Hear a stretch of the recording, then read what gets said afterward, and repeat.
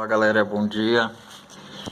Eu sempre vejo o carro antes de levar no mecânico.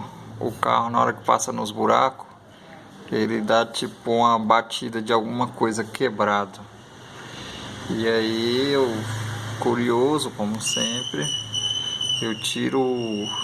eu dou uma olhadinha antes, né?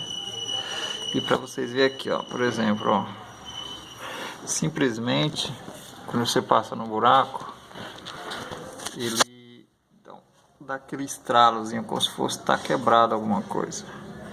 Vou botar bem aqui junto pra vocês verem, ó, o barulho, ó. Simplesmente é uma arruelinha que não sei por que ela tá aqui, ó, rodando e folgada. Ó o barulho, ó, só você fazer assim, ó.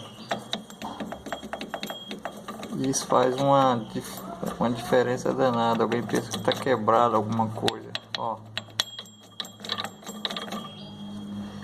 Entendeu? Vou dar um jeito, colocar uma borrachinha aqui para ela não bater fofo e parar o barulho. Valeu, gente, obrigado.